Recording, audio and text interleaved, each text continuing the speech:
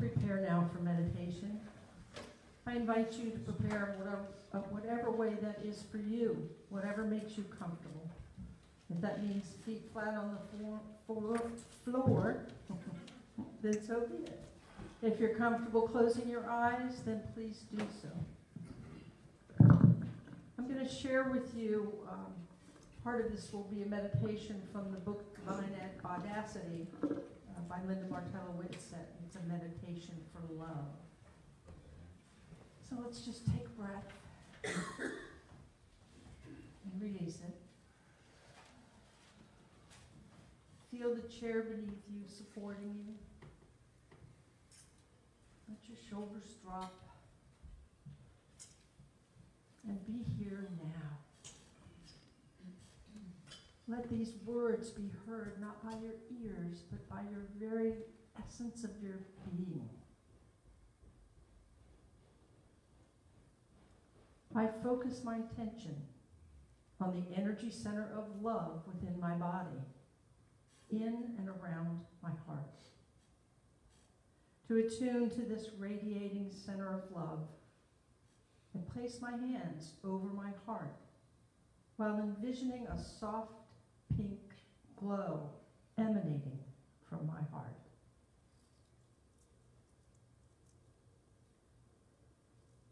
Divine love is my name and true nature. I gratefully acknowledge that the well of love can never run dry, for the source of love is eternal. Under the influence of love, I awaken to more love than I had ever known.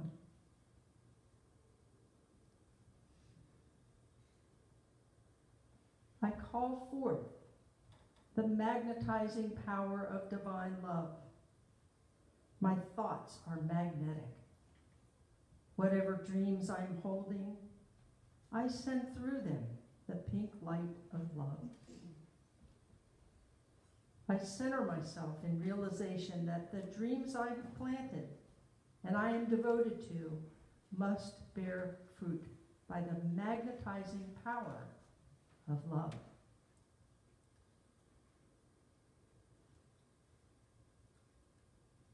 I call forth from within me the harmonizing power of love.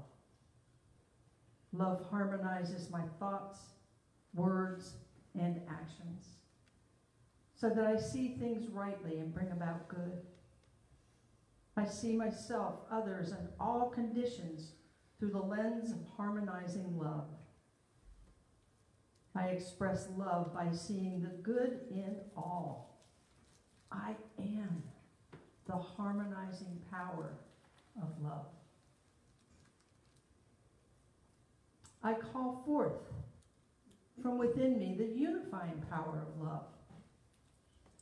I am divine love, unifying my thoughts, words, and actions until I know only oneness. I see myself in others, others in myself, and God in us all. For I am one. I send out from within me the pink light of love, blessing me and all people and all of life. I am the power of love, loving.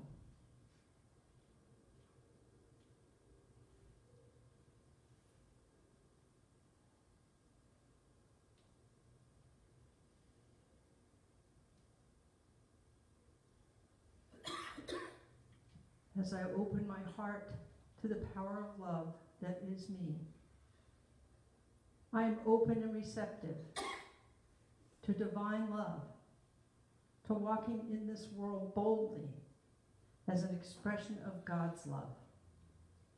And for this I say, thank you, sweet Spirit. And so it is.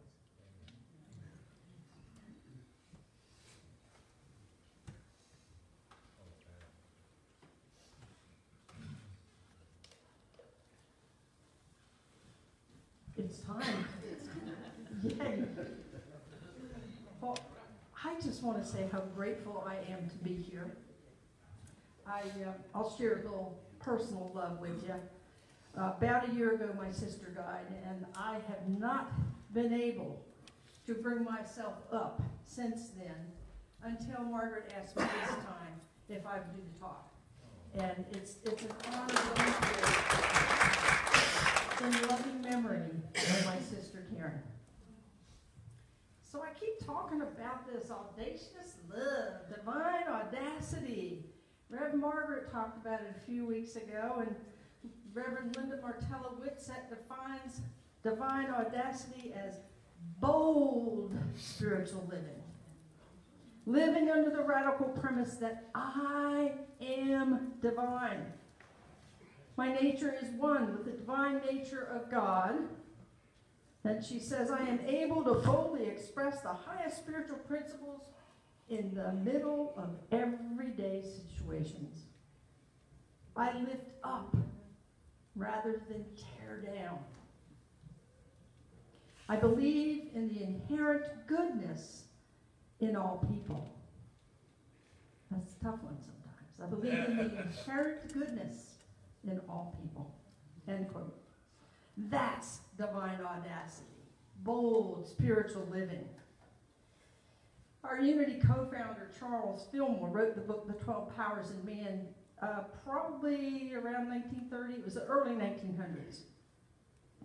And Rev Linda's book, Divine Audacity, is really an extension of that book. She's not trying to overwrite that book. She's trying to supplement it. So what are these 12 powers? There are 12 innate spiritual centers within each of us. There are 12 attributes, God-like characteristics. One way to be audacious and better fulfill our purpose in this life is to recognize our divine identity, our I am. I, capital A, capital M. I am. That which we associate with the divineness that is within each and every one of us. I'm not saying we're God. I'm saying there is a spark of divinity within each and every one of us. And it's time for us to recognize it. So it really is up to us to shine that light of divinity over the world by being an audacious expression of God. We come fully loaded with every spiritual ability.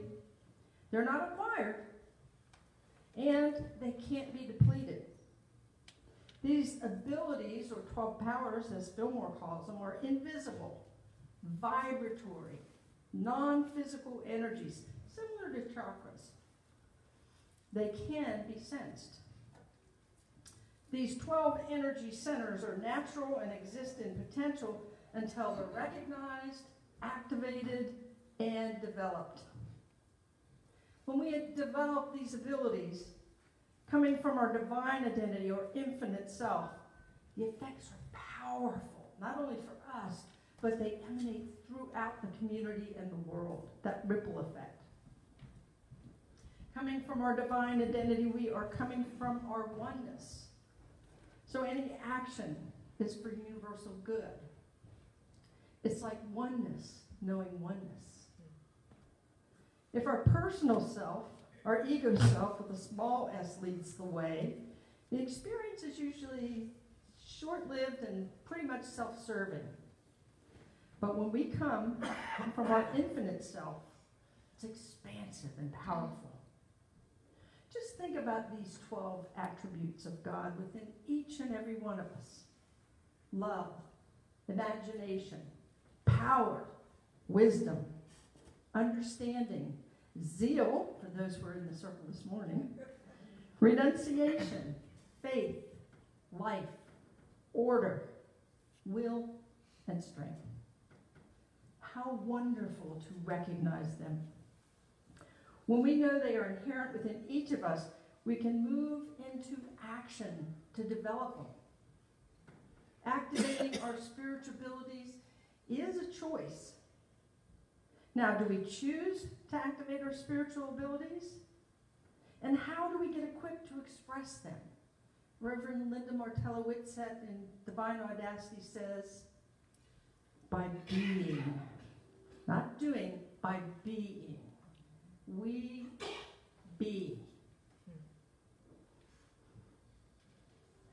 we be? By practicing our spiritual tools. And what are those spiritual tools?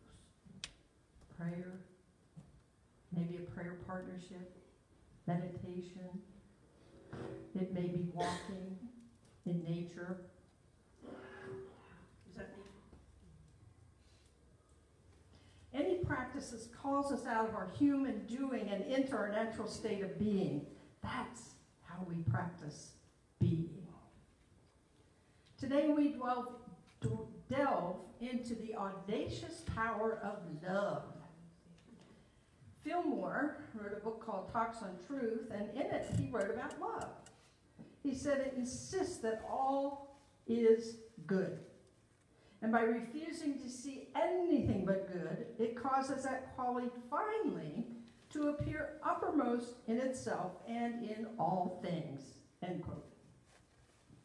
It may be challenging for us to truly hold the position that good can be found in everyone and in all things.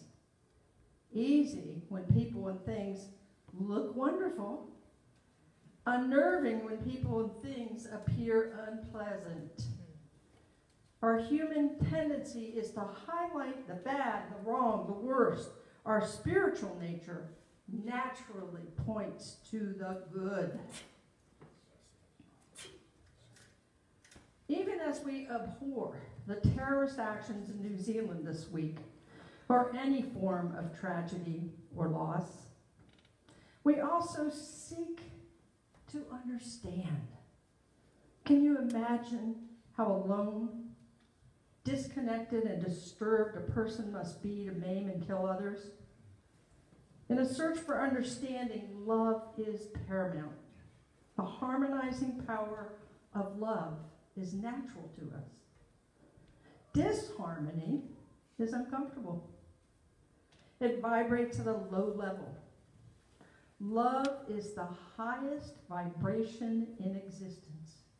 And as we develop and use our innate spiritual ability of love, restoring harmony becomes easier. There's a book Charles Fillmore wrote called The Revealing Word, and it's a dictionary of terms. And his definition of love goes on. And I'd like to summarize it. There are 5 main points that I'd like to highlight. Love is the pure essence of being that binds together the whole human family. Divine love will bring your own to you, adjust all misunderstandings. Whoever calls on God as Holy Spirit for healing is calling on divine love. The 4th point, love is the great harmonizer and healer. Love is an inner quality that sees good everywhere and in everybody. So love working through us is the greatest attracting power and the greatest power to call upon to dissolve unwanted conditions. There always seems to be an area in our life that we would like to change. Imagine love doing its perfect work through us. Love can bring about those changes in ways we understand and appreciate, ways that are clear and easy. Love is not something we do. It is not something we give or withhold. It's a part of who we are. Love is the hallmark of spiritual consciousness. In Matthew, if love is who we are, why do we find Jesus' 2nd commandment, love your neighbor as yourself, so difficult? Because we don't love ourselves. How many of us can say that we truly love ourselves? If we don't, how does that affect our ability to love our neighbors? It's an interesting challenge to love ourselves and to love our neighbor. How do we love our neighbor? Which ones do we love? Some are easier to love than others. If I love those 3 over there, do I have enough to go around to the others? Love is something that I have, and if they don't deserve my love, I'm not going to give it. This is our ego attempting to run our intellect. So as we take time to drop down into our heart center and stop resisting, that's where we let thy will be done. And love comes through us as we embrace our divine identity, the Christ within. It is not only easier to love ourselves, it's also easier to love our neighbor. It's easy to love when we let go and let God work through us. This is bold, spiritual living, being audacious love. As we affirm our openness to divine love, we connect with our oneness. This is that level in us where we don't have to struggle, and we don't have to struggle with our intellect to love. That's trying too hard. Let it happen. The power of love is within us all the time. Divine love works through every area of our lives. Love is there, opening channels that we thought were closed and opening areas that we don't even know about. Divine love attracts to me all that I need and is dissolving all that I don't need. An example of dissolving power of love would be your awareness of something that really used to upset you doesn't upset you anymore. This deeper awareness is being in touch with divine love. In this deeper awareness, we're able to experience more prosperity, more health, more of the quality and variety of experiences that we long for. We all have different desires. We long for different experiences. We don't all want the same things. How boring would it be for all of us to drive the same car, make, model, color, same clothes, same shoes? We are all one, yet we are individual. Love is impersonal.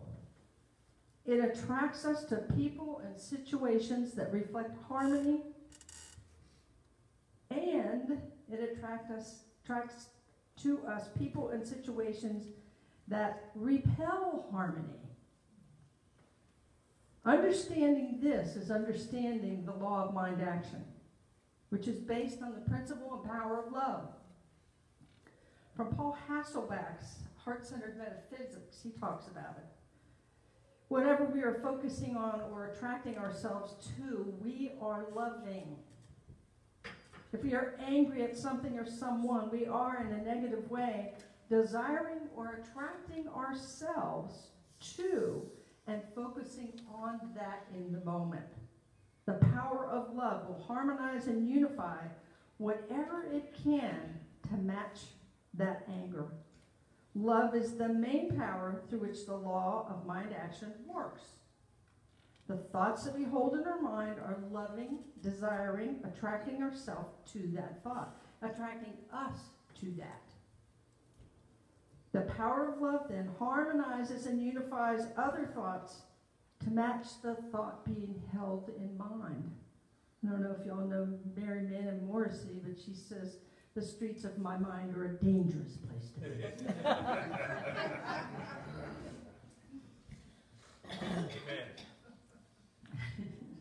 Love working through us is the greatest attracting power to call upon to dissolve unwanted conditions. Love helps us be aware of what is ours to let go of. We don't want to become numb to tragedy, yet we don't want to carry it either. It's important not to be shaken by appearance. Divine love has brought us to a boundary of perception, and now we get to look beyond it. You may be saying, I thought love was a feeling. The word love is often misunderstood. If love is considered just a feeling, affection, desire, attachment, devotion, that can get twisted if it turns into an obsession in an unhealthy mind. Erich Fromm wrote in The Art of Loving, most people believe that love is constituted by the object, not by the faculty. Because one does not see that love is an activity, a power of the soul. One believes that all that is necessary to find is the right object, and that everything goes by itself afterwards. This attitude can be compared to that of a man who wants to paint, but who instead of learning the art, claims that he has just to wait for the right object, and that he will paint beautifully when he finds it. End quote. We are not exempt from unwanted experiences. We get to walk through them as the light. Are we looking at the horrific tragedy in New Zealand through the eyes of love? Are we being the light of love as we speak of it, or are we sending blame, judgment, hate to the perpetrator? We get to move through the negativity and into love. I know it may be a little too soon. And we get to view others' unwanted experience through the light of love. And this may be hard for some of us, but we get to express love as harmonizing compassion, not only to the victims, but to the perpetrators as well, seeking to understand the suffering that led a person to violence. I don't know about you, but I think I could use a little more practice on loving compassion of the perpetrator. It's something we're not used to doing. Separate the behavior from the person. From the person, absolutely. It's the only way I get through it. Yep. I ask, which do you think will dissolve unwanted conditions? Inflammatory comments, judgments, spewing hate, or being love when addressing a situation, sharing loving compassion, shining the light of love on people, situations, and circumstances. We use and practice our spiritual tools, engaging in spiritual practice to saturate our minds with the truth with a capital T. The truth of our spiritual capacities, so we can draw on that truth as needed. We practice, practice, practice as we can fully express our divine identity. We're here to be love in expression. Even with all this practice, we can't get spiritual enough to eliminate unwanted conditions, circumstances. That's not our purpose. We get to walk through unwanted experiences as the light of the world. We're not sometimes human and other times spiritual, but we are in fact always spiritual. Sometimes we are aware of our spiritual nature, and sometimes we're not. As we recognize our divine identity, we know we are expressions of God and that we can walk through unwanted circumstances in the same way we walk through wanted circumstances. We walk as love shining our light in the world.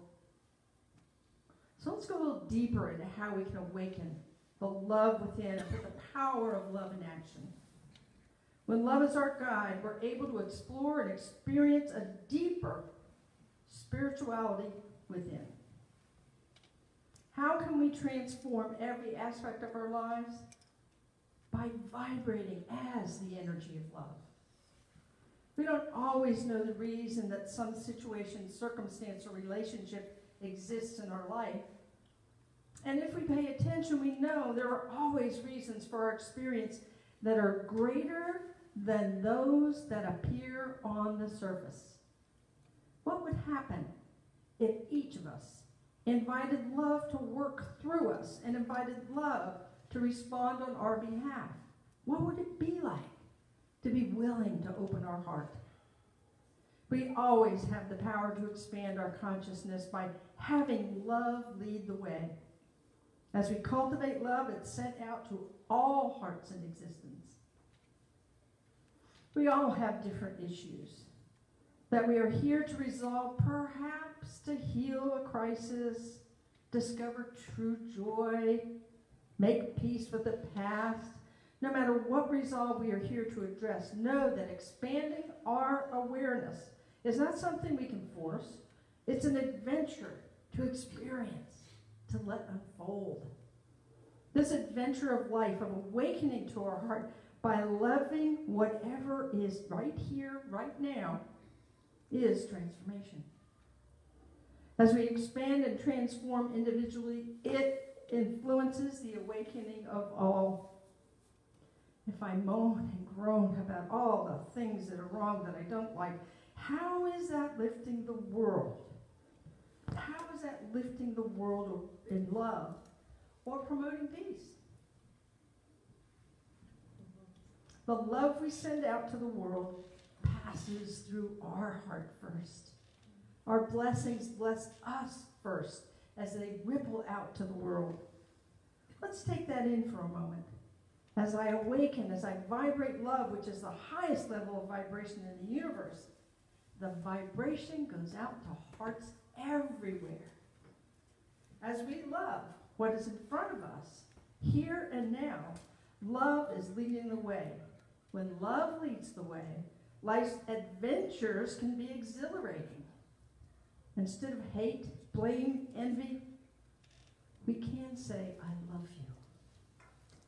Do you love the situation? The behavior? No. We love the Christ in them or in the situation. The divinity that is everywhere present, yet it does not mean there won't be times of discomfort. And don't we tend to fight discomfort? After all, we're having a physical experience where physiology says fight or flight.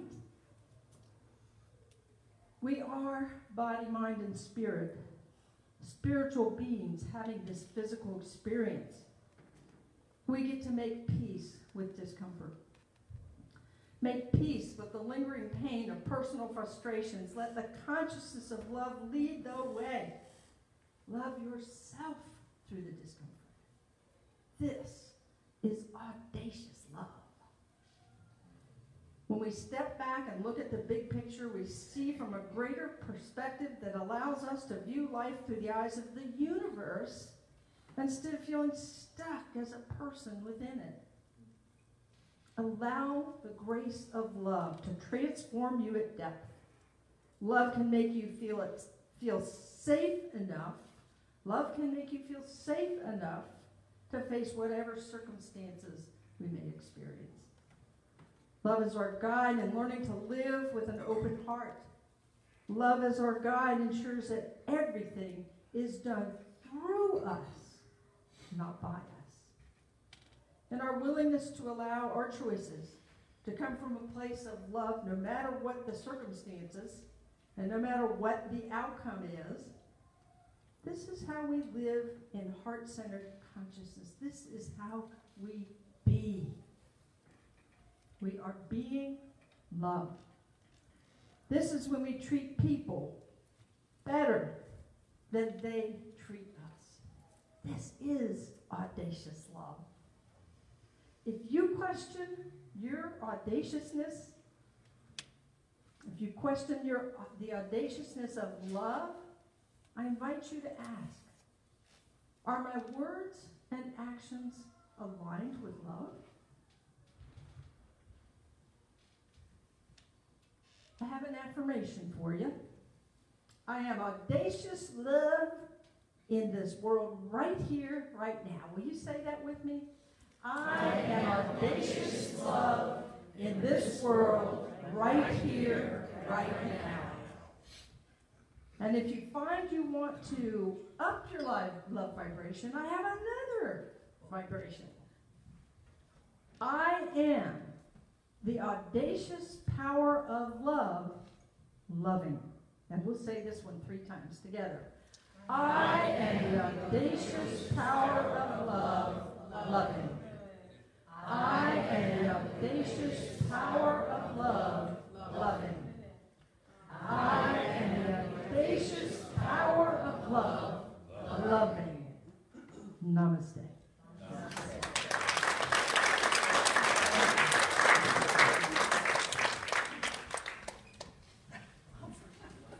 Thank you. thank you so much. While you're getting ready for your tithes and offerings, I was thinking about this billboard that I pass several times a week on 17. And it's, you know, one of those billboards that has a big mouth on it, and it's advertising for billboards. And this one, it's got the big mouth, and he says, "Who are you?" And every time I go by there, I think, I am the light of the world. I am a perfect child of God. I am perfect, whole, and healthy. You know, and the others that come to my mind. But now I've got two more. I am divine love, and I am audacious divine love. So thank you for that.